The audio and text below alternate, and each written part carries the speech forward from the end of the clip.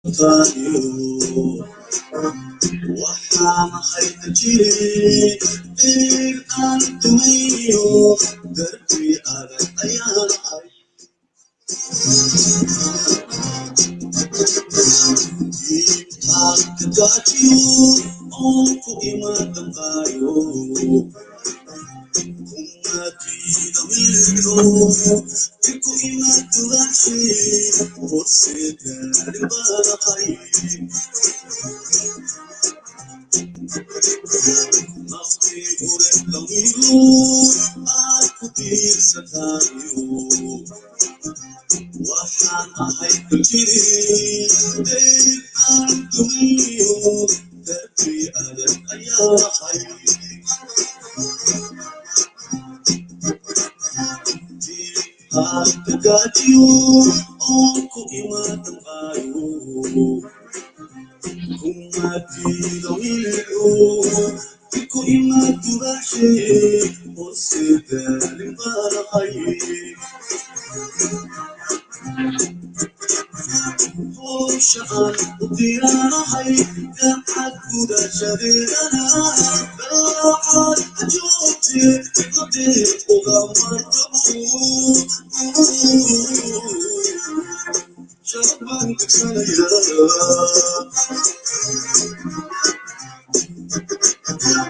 howshaan u diyaarahay gacad gudashadeedana dalacaad joogte ladeed ugama rabo shaban dugsanaya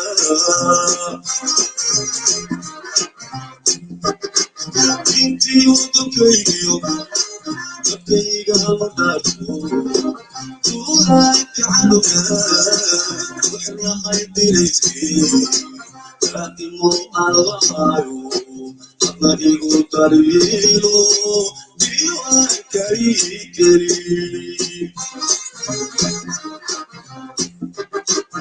intii wadankaygiyo dadkayga haladaadku tuulaanka cadowga waxlahay dilayskii raaqimo aan lahaayo hadna igu daryeelo diiwaanka ii geli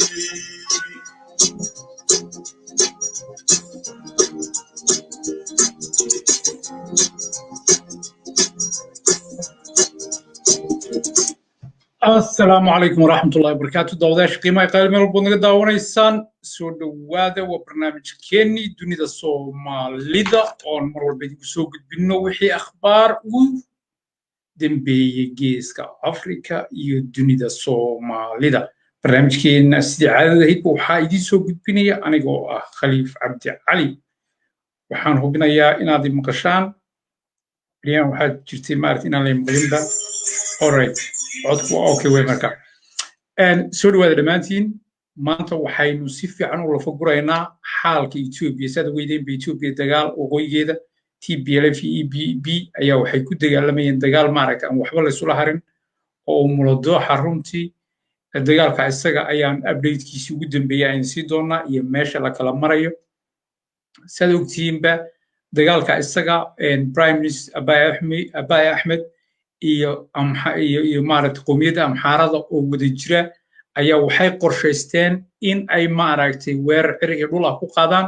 Tigreega way u arkeen inuu ku yahay caqabad barnaamijyadoodii iyo siyaasadda ay la damacsiin Ethiopia iyo maaragtay geeska Afrika intaba marka iyagoo ka duulaya arrinta iyada ka duulaya ayay waxay ku qaadeen weerarkan ujeedadooda marka waa inaan isla garanno ujeedada Abiy Ahmed iyo amxaaradu ay ka leeyihiin inay Tigreega ka adkaadaan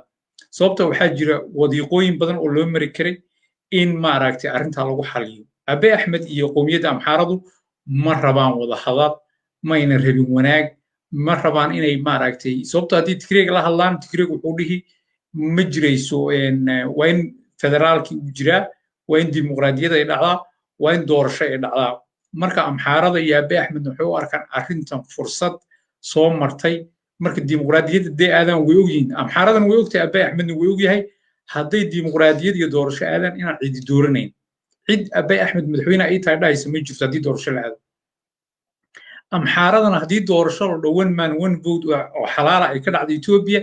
cid waa minority weeye cid dooranaysa madaxweynena ma noqonayso prime minister ma noqonayso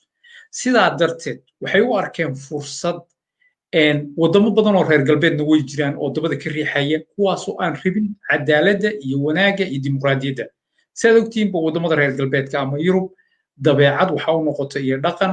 wadanku dadka ku nool hadduu majoritygooda ay yihiin muslim waxay jecel yihiin in dictator loo dhiibo oo dadka iyaga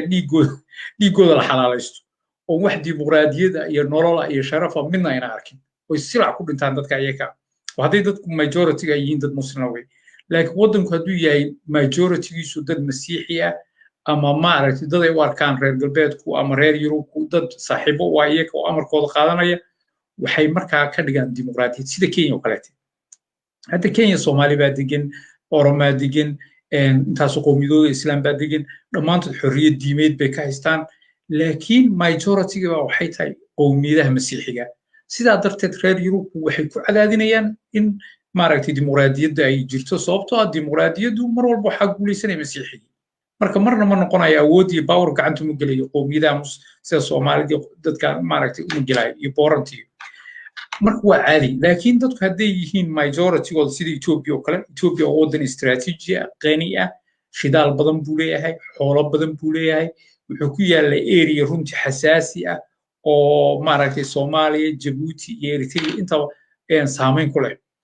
marka lama rabo marka labada qowmiyadood ee amxaarada iyo Tigreega inay dhaafto labada qowmiyadood waxaa la rabaa inay noolaadaan inay joogaan inay marka iyaga caburiyaan dadkan masaakiinta ee oromada ee majorityga ah iyo dadkan Soomaalida iyo canfarta iyo Benishanguulka iyo dadka iska muslimiinta ee majorityga ah welibana iyagoo majority ah waxaa lagu sheegay waa minority intaasoo sano dhiigooda la banaysanayay gabdhahooda la kubsanayay xoolahooda la dhacayay masaajidadooda maaragtay lama mamnuucnay xataa waxaa lagu qasbay oromada in maaragtay la dhaho masiixiga in qasab diinta masiixiga lagu geliyo oo masaajidkii waad ogtiin ilaa hadda masaajidka Harar waa kaniisad weeyaan waana masaajidkaada weydeen waqtigaa weydeen masaajidka marka reer galbeedku marka inayn oromadu awood qabanin muslimka ah iyo Soomaalida iyo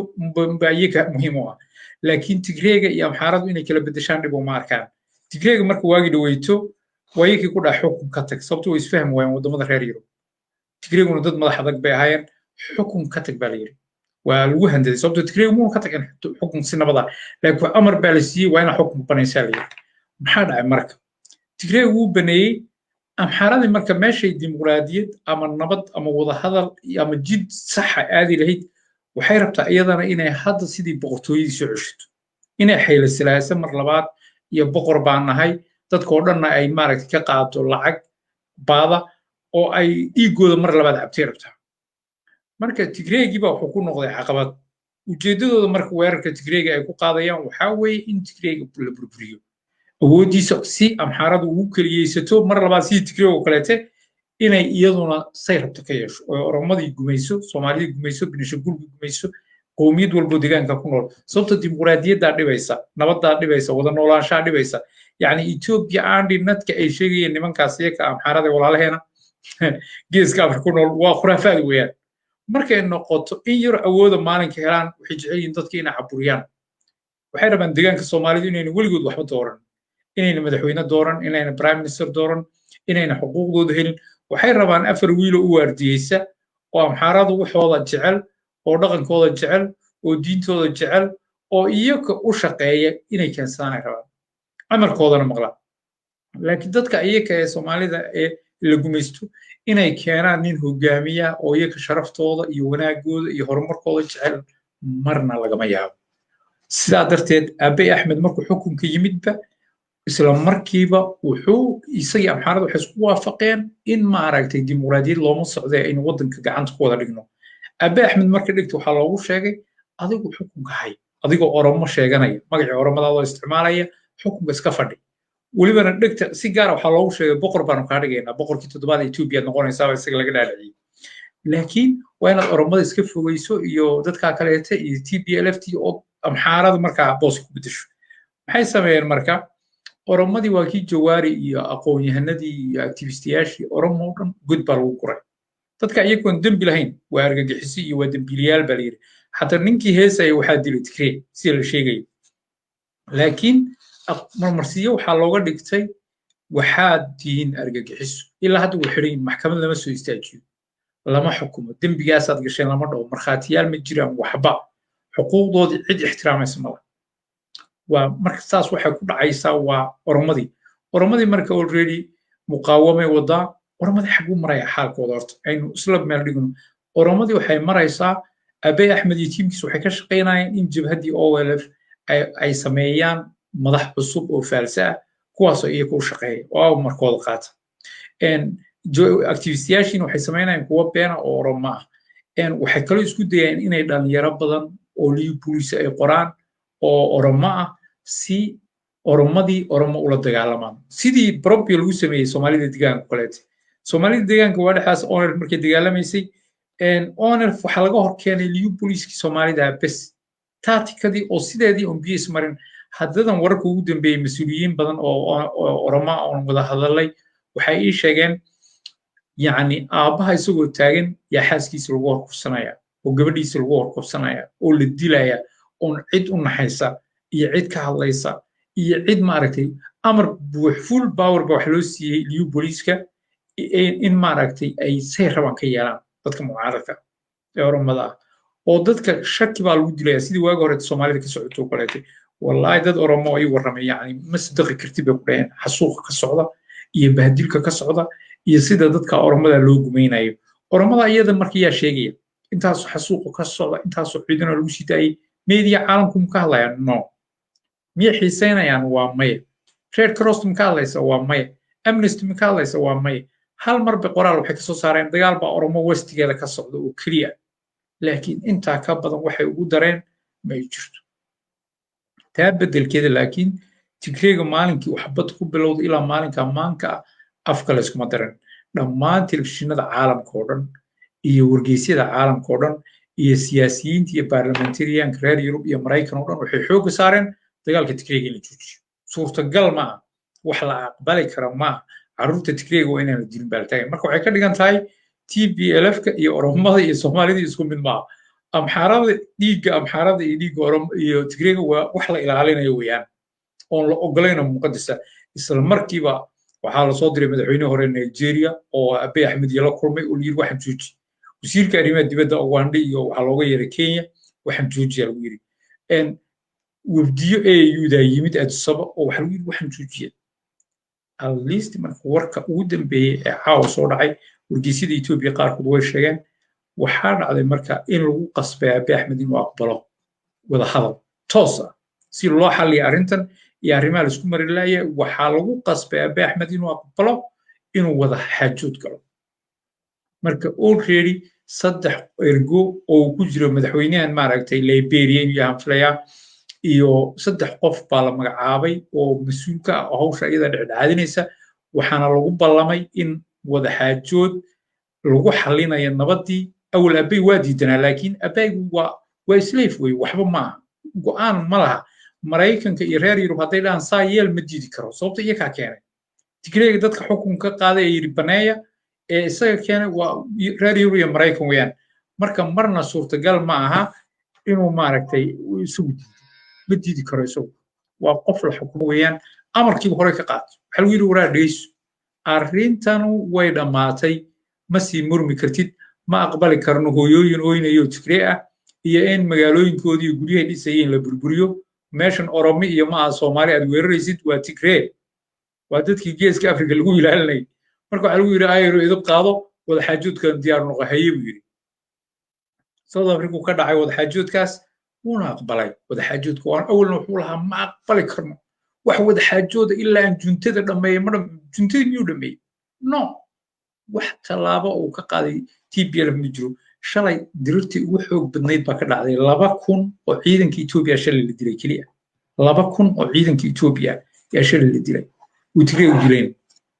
yani abey axmed wada hadalkan hadduu in yaroo libina haysto muuna aadeen laakiin shalay laftigeeda quusisaa ka dhacay ka horreysayna daraadna tii ka horreysayna la mid bay ahayd yani haddana waa loo sheegay waxaa lagu yidhi diyaaradahan intaad ku duqaysaan tigrayga carruurtooda aad laysaan aad qixsaan oo suudaan intaasoo milyan baa nagu soo jabaysa mana ka aqbali karno suudaanna wayba diiday xuduudday ka xidhanayaabay tiri marka waxaa lagu yidhi ma socon karta arrintan waa inaad marka hadda dad badan waxay isweydiinayaan wadaxaajoodkan etoobiya ma aha TPLF keliya colaadda abiy axmed oromo meelba colaadeeda ka socotaa soomaalida dhib baa haysta laftigeeda xuquuqdooda ma helin nabad kastoy qaateen binishaguulka laftiisa waad aragteen intaasoo caruura iyo haweena dagaal badan oo amxaaradii u dhexeeya binishaguulka jira laftigiisa oo caruurta meydka ah dadka yani saqiir qowrac baa ka socda xaggaas binishaguulka meeshan webigu uu ka furnaa yani saqiir qowrac wax ka dhacay waxaynu aragnay maaha marka etoobiya meel nabad ah oo fayow ma laha ninkii abiy axmed ahaana waa failure weeyaan wuxuu isku wareejiyey dad reer baadiye ah oo amxaara ah oo aaminsan keligeen aan noolaano dadka kalena ha baaba'aan yani wax caqli ay ku darayaan nidaam dimuqraadiyad nidaam doorasho la wada noolaado qof walba deegaankiisa ku noolaada ma ogola xageed ku aragteen adigu qof raba waddankii in lala yeesho laakiin aan ogolayn dadka kale inay noolaadaan keligii baa noolaanaya anaa kugu dhiteed garaynaya shidaalkaagan qaadanaya hadda maxay ku sameeyeen deegaanka soomaalida 400 oo bermiil oo gaas iyo shidaal isugu jiray maalin walba ay booyada ku gurtaan oo kaxeeyaan maamulka soomaalida deegaanka ma oga kama warqabo meesha laga shaqeynaya dadkii soomaalida ee iska lahaa ee laga soo saaray ma arki karaan yani marka qowmiyaddan amxaarada iyo ninkan ay dhahaan abiy axmed waxoodu waxay booskii tigreeg inaan galamaan rabnaa bay leeyihin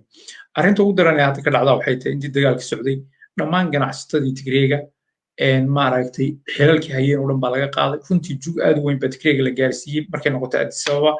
dhaawaca ugu badan ee dad badan ba waxay leeyihiin colaaduba xabadda ma ahayn colaadu waxay ahayd amxaarada iyo oromadu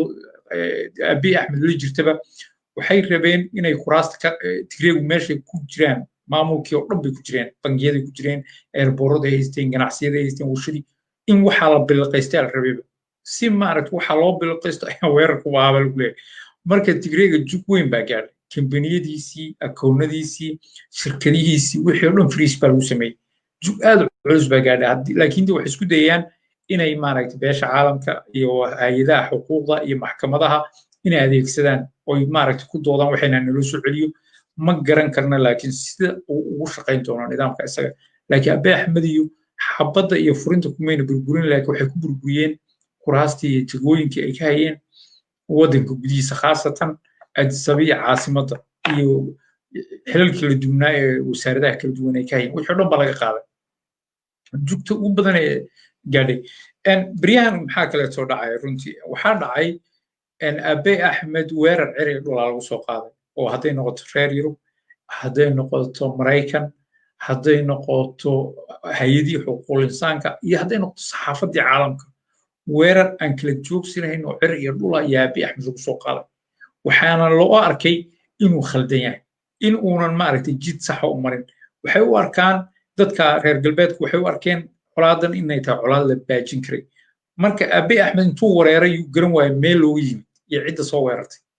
marka abiy axmed wuxuu aaminay ninkan hu u shaqeeyay ee la dhaho tawadros adame ee wasiirkii hore arrimaha dibadda ee etoobiya ninkaasoo huuda madaxweyne u ah ninkaas inuu ka dambeeyo aaminay yani weerar etoobiya waxay weerar ceriyo dhula ku qaaday marka ninkaas oo leeyihiin ninkaa isagaa isku xirxiray isagaa un-ta nagu soo diraya isagaa amnesty nagu soo kiciyay isagaa wargeysyada la hadlaya isagaa dagaal TPLF ku jira ee ninka xilka laga qaaday cusudeen marka tawadros adama wuu hadlay qoraal yar buu bartiisa facebooka soo dhigay shalay bay ahayd baan filayahaa shalay buu soo dhigay uu ku leeyahay anigu haddii aan dhinac ahay dhinaca nabadaan ahay buu yidhi colaadda iyo dhiigga daadanaya iyo in boqolaal qof ama intaasoo milyan oo qof oo dembi aan gelin la qaxiyo raali kamay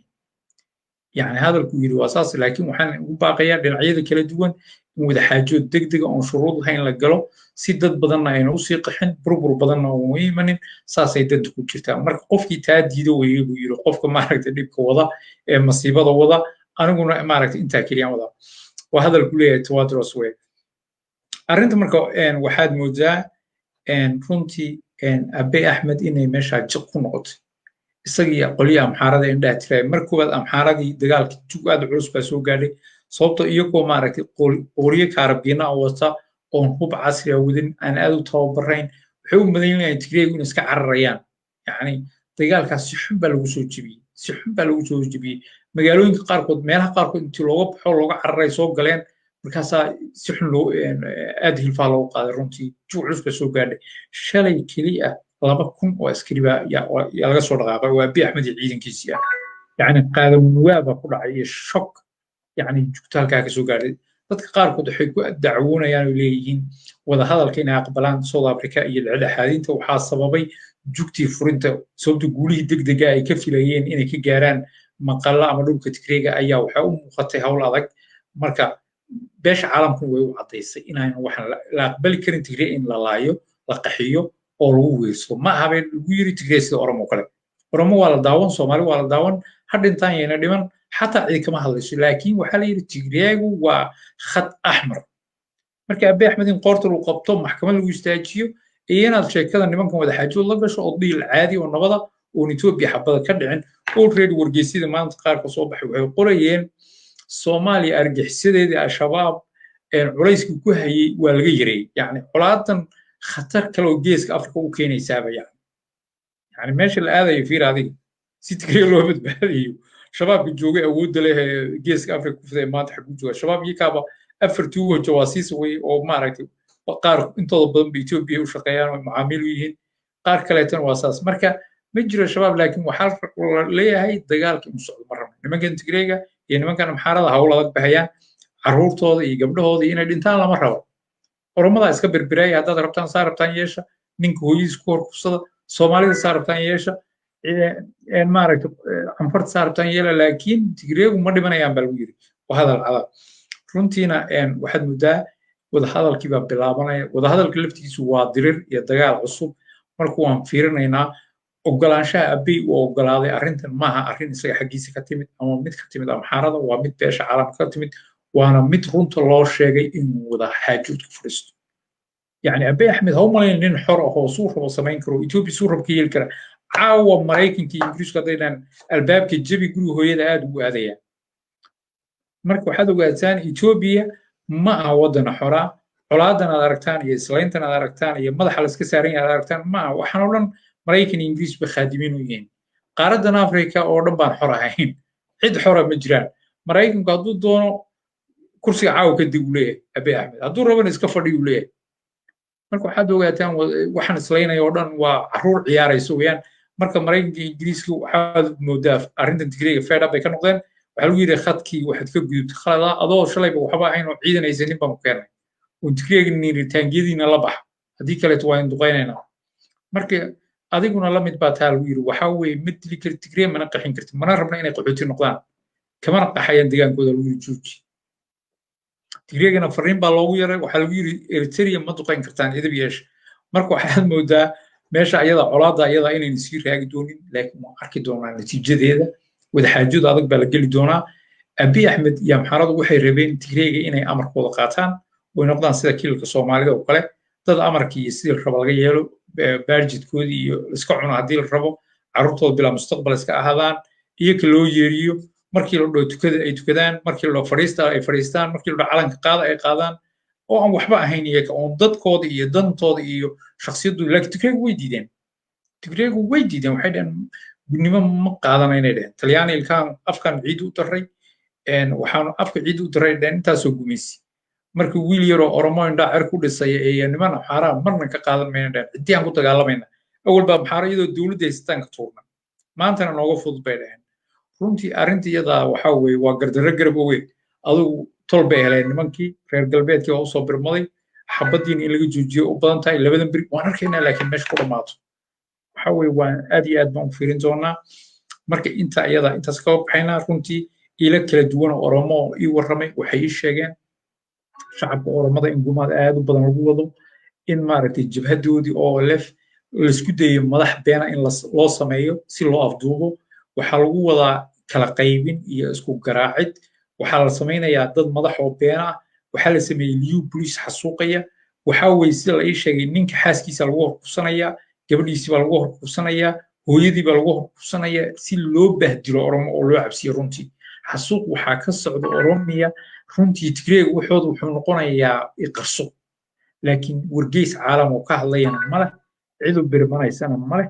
abey axmedna waxaa ka go'an inuu oromo gumeeyo oromo inuu gumeeyo cid kala hadlaysana mala markay waa inaad ogaataan runtii xasuuqa aadka u badan baa ka socda oromiya beryahan oo dhan xataa saxaafadii iyo wax oo dhan waa laga qariyay internetka waa loo gooyey marka meesha dhib aad u badan baa ka jira dhammaan activistiyaashii iyo dadkii aqoonta lahaa oromo ee hormuudku ahay dhan waa la xirxiray waxaa la soomaynayaa marka dad gacan ku rimisa oo beena kuwaasoo sheeganaya onelfanaa guddoomiye u ah ninkii guddoomiyaha saxdaa waa la xiray kuwa jawaasiisa oo abey axmed saaxiibiyiin baa la magacaabay oo laleeyahy ninkana olf xukma iyo ninkana xisbigiina xukma liyu boliis la yiri saad rabtaan ka yeela qof walbood ku tuntaan inuu ama olf simbati u yahay ama jawaari simbati u yahay waxaa la yiri birta ka asal iyo noolaan marka meesha iyada oromiya waxaa ka jirta masiibo ilaahay maaragtay shacabka isaga uu weeliyo oo ha ka badbaadiyo dulmigan iyo xadgudubka lagu hayo runtii taa iyada waa taas waxaan u gudbaynaa marka qodobkaa meel naga dhig waxaan u gudbaynaa soomaaliya soomaaliyaan u gudbaynaa wasiirka arrimaha dibadda ee soomaaliya cawad master casharo xilkii waa laga qaaday baa layidhi warar kala duwan baa kasoo baxay wasiirka arrimaha dibadda sababta looga qaaday dadka qaar waxay leeyihin wasiirkan wuxuu ka hadlay diriirta etoobiya isagoo maaragtay ugu baaqay in wada xaajood la galo abey axmed marka fikirkiisa fikir ka duwan buu ku hadlay farmaajona isagoo abey iska gadaya iyo etoobiya iyo xilkii ka qaadan leh ilaa hadda wasiirka mar la waraystay wuu muuna qirin arrinta ayada muuna dhisaas wuu mahadceliyey madaxweyne farmaajo iyo prime minister kii horreeyey magacaabay iyo kan cusub ee magacaabayba laakiin sababta muuna sheegin ta kale waxaa la sheegay in safiir loo magacaabay taana uu ka cudurdaato yiri waan daalana qoyskiina joogaya si ay tahay waan ogaan doonaa farmaajo waa nin fudud waa nin fur hadal yar oo daaday buu iska cararayaa ninkan wuxuu ahaa wasiirkan arrimaha dibadda intii wasiir arrimaha guud dibadeed aan arkayay soomaaliya ninkii ugu quality fiicnaa buu ahaa sababtoo ah waxyaabaha keliyan ka hadlay dhowr mowqif oo laga wareysanaya arkay runtii wuxuu istaagayay meel cajiiba sida nin maaragtay yacni xininya leh buu hadlayay nin soomaali sharafteedii iyo geesinimadeedii leh buu hadli jiray sababtoo ah waxaan xasuustaa dagaalkii khaliijka wuu sheegay annaka wuxuu yidhi iyo yaman dagaalkeeda wuxuu yidhi annaku ma gelayno shaqana kuma leeyin yaman waa shacab walaalaheena in la gumaadana ma ogolin in la xasuuqana ma ogolin ciidan nooma dirayno mar lagu yidhi isbitaalka waxaan furaynaa sheekh zaid ee ciidan noo soo dira arrintaa geesku ku dhuftay wuu diiday wuxuu yidhi annagu iibma nihin waa mowqif sharaf leh oo runtii aan ku ammaanayno waxaa kaleeto oon xasuustaa siyaasaddii in dhinaca la raaco isaga iyo farmaajo khayraba way ku ammaanan yihiin mowqif adag buu istaagay wasiirkan arrimaha dibadda runtii sharaftii soomaaliyeed baa soo istaagtay yacni siyaasaddii maaragtay caanoolayda ahayd muuna ku dhaqmayn runtii nin geesi u ahaa laakiin ilaa hadda sababta loo bedelay prime ministerka cusub roble uu bedelay farmaajo lama garanayo waxaad moodaa farmaajo waa nin fudayd badan runtii maskax fallo buu qabaa inkastuu biti badan yahay waddanku isagu wax badan u qabtay male farmaajo haddaad aragto farmaajo twitterkiisa haddaad gasho waxaad ugu tegaysaa waxaan qaabilay hebel waxaan tacsi u dirayaa hebel waxaan ka qayb galay shir hebel waxaan ka qayb galay shir dhalinyaro wax waddanka soomaaliyeed uu qabanayo farmaajo oo twitterkiisa ku jira ma laha macnaheedu waxay ka dhigan tahay waxaa twitterka ugu jira bes u qabtaa yacni iskoolaan furay male isbitaalaan furay male xere ciidan cusub baan qoray male intaasoo kunoo boliis baan xareeyey male waxaa degme hebel baa xoreeyey male yacni wax la taaban karo oo soomaaliya soo gelay oo farmaajo qabto ma laha markaad eegto yacni waa zero waxaan booqday united nationka waxaan ka qayb galay nabadaynta south sudan south sudan maxaa ka nabadayn lacagta soomaaliya maxaa ugu khasaaran muqdisho aad nabadayn weyday south sudan maxaa keeni marka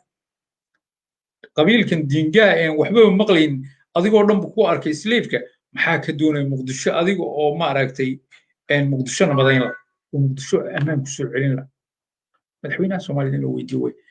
villa soomaaliya beejkiisa haddaad gasho waxaad ugu tegaysaa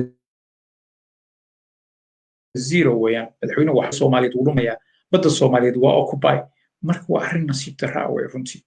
marka ninka prime wasiirka arrimaha dibadda waxaan rajaynaynaa hadda wasiirka arrimaha dibadda cusbaa ee soomaaliya waxaa lasoo saaray isagoo khamrida cabaya dad ajaaniba iskagala jooga meelay joogaan ma aqaano meeluu yahay ma aqaano waan sii baari doonaa isagoo khamri intuu cabaya iskala ciyaaray dad ajaanib waxaa laga yaabaa inuu jaajuus yahay oo waddamo soo dirsadan u shaqaynaya laga yaabaa yacni shakina kuma jiraya soomaaliya hadda beryahan dambe waxaa bilaabatay waddamada waa la qabsadaa hadda beryahan welibana waddamadii gumaystayaasha aan jiray waxay sameeyeen hadda waddamadii iyaga ma joogaan laakiin waxay keenaan dad iyaga u shaqaynaya oo shaqada qabanaya hadda waddanka masar lagu dhahayo 24 saac يعني جامعة أسر الدين توالف دوبي وحلو لي بدأ على شو شقيستيال كواس وضاي بخاري وتوب وخنيس كواس وضاي النبي محمد بدوفيل بوها وهذا جامعة أسر ضد حكوميا يا كانت ضد كيا ضد ديني هلوا مالك ودل سمي سي دين الإسلام كضد كوهر كنا مركز وجدوين بدنا نقول عام جرا تكلا عيدا كده ما ودن مصر أيه وحنا نقضي على شو شقيست كل جود ما جوردن بقى waxaa carab oo dhan baa carab oo dhan kii Algeria wadaweyda xasuuq u geystay shacabkiisa carruurtii haweenkii gurguuric jiray dhiigooda soo ku eedaynay argaxiso hadda Soomaaliya halis waxay ugu tahay sirdoonkan niisada lagu hayo iyo wiilasha yaryar ee jannada xiran inay jawaasiis yihiin berina ciidanka afduubaan sirdoonkan afduubaan Soomaaliyana la geliyo square zero haddii aan meel walba laga fiirsan haddaan sirdoonka Soomaaliyeed aad loola soconin وإن سوماليا لقى إلى بوزيشن سرعين تكان ضد كلا صوت هوبرين جانب صوت هوبرين عدة ربطات لو ما يقدر يترك بعاته وإن ضد الصومالية لأن يروا ودن كراتي وحكوا براتي والدنيا دلوا أبوري أو ودن كده حلو برا إحلالك مهم كقبتان حساسية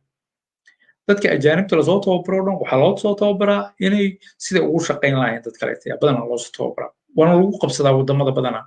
مركز ودن الصوماليات waxaan aad uga baqayaa runtii in maaragtay qaabka iyada dhacdo hadda farmaajo waxaa jira intaas oo shakhsi oo aan u aqaan oo jawaasiisa oo wadamo u shaqeeya oo hadda aan aqaan hebel iyo hebel iyo hebel oo jawaasiisa u shaqaaleysiiyay sabab ku shaqaaleysiin kala sheegay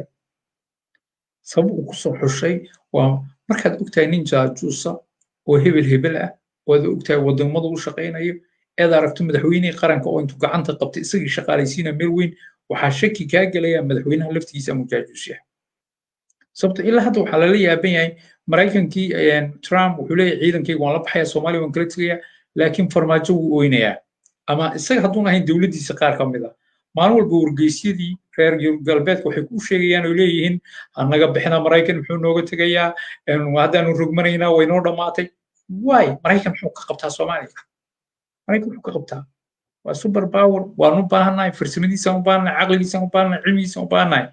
لكن مريكان حدود داعد سومالي وياهي وندي وشباب وصفين كرا عيال كان غفور كدوبان ودن سيدي فيديو جيم كي ومريكان توغن كرا هبين كليا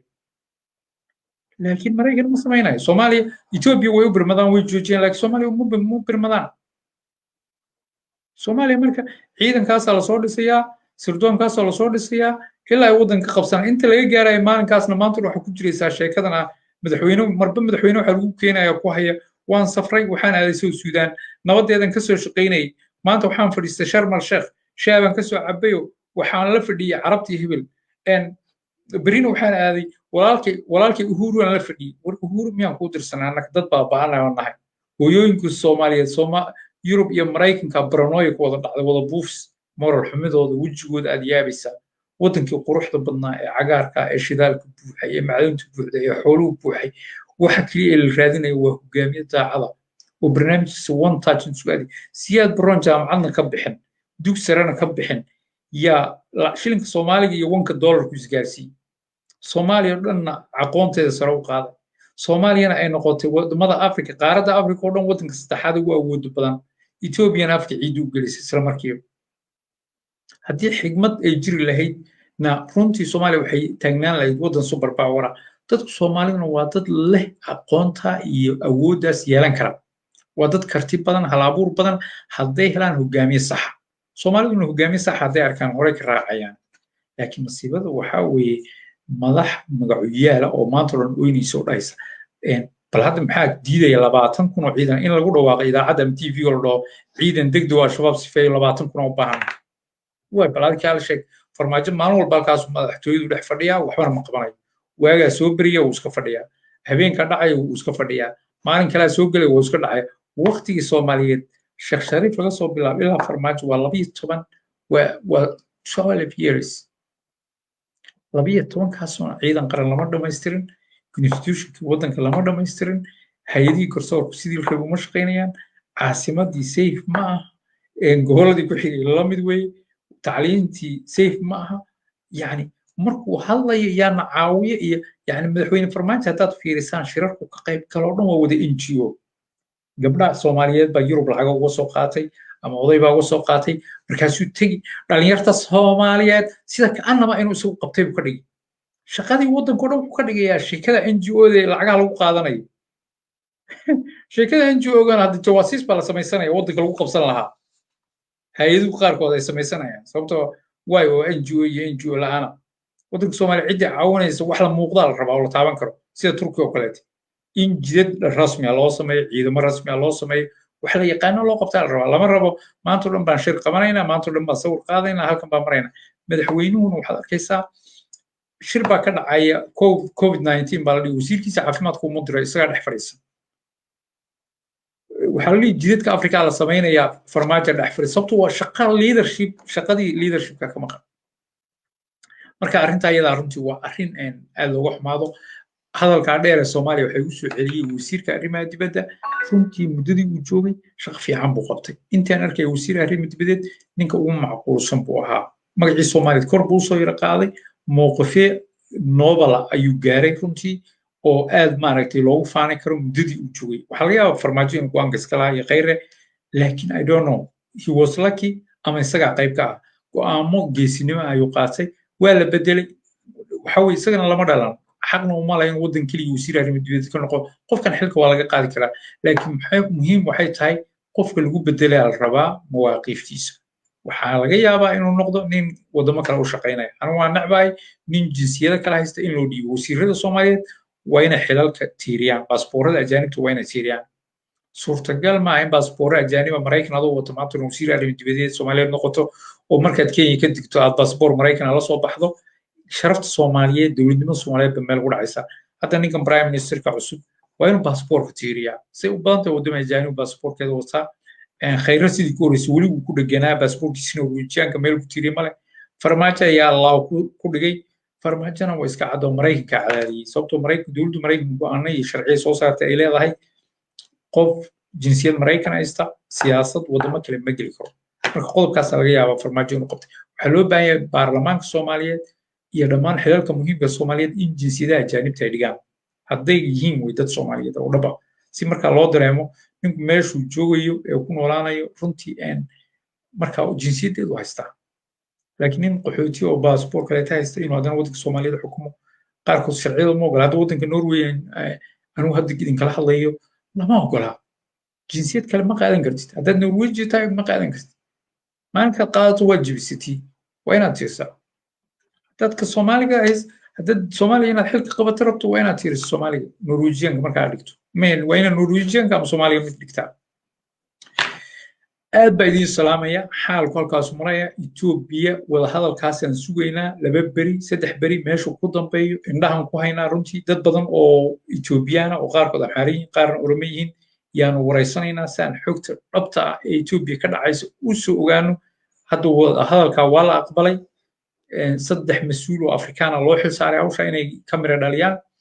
laba dhinacyada ishaya ilaa hadda waxaan cadayn ma dhammaan Ethiopia mucaaradadeeda iyo xisbiyadeeda muhiimka oo dhan baa shir loo qaban mise Tigreega iyo Abiy Ahmed kaliya ku kooban tahay sababtoo colaadda Ethiopia way ka fac weyn tahay labada kaliya waxaa laga yaabaa in shir guud oo ururada Ethiopia oo dhan la qabto saasaana runtii danta ku jirtaa oo xalka ku jirtaa Abiy Ahmedna aad baa loo soo cadaadiyay culays aad u badan baa soo koray waxaana uu markii culays Maraykanka iyo Ingiriisku markay culays saaraan Abiy Ahmed ma ordi karo uu qasab inuu maqlo warkooda weeyaan sababtoo iyakaa meesha keenay isagu iskama iman awood u leeyahay kuma imanin doorasho saxa kuma iman Maraykanka iyo Ingiriiska yimid oo yiri Tigreeyo meesha ka baxa ninkaan la keeno wayna keeneen isagana hadda waxaa lagu yiri dadka iyakaa dad dili karto oo ogolna inaad qixiso ma intii dhacday wada hadal furo marka wada hadalka isaga ma mid dimuqraadiyad iyo cadaalad iyo wada noolaansho Ethiopia u horseedi doona oo ah kala wada raadinayo mise waa sidii dhaqanka ahayd Tigreega oo meelahooda buuroodaas ka fadhiyaan iska daabaldhiyo heshiis yar oo gooni ah oo TPLF u dhaxeeya Amxaarada iyo Abiy Ahmed ayaa dhici doona wixii jiraba maxaa la dhihi jiray war jiraaba cakaara ayuu imanaya insha Allah ilaa diiraada maalmaha soo socota ayaan arrimaha iyakana geli doonaa intaan barnaamijka mid lamada ku kulmayno وأنا خليفة عبد العالية وإذن الله إنتهي النبات قليل السلام عليكم ورحمة الله وبركاته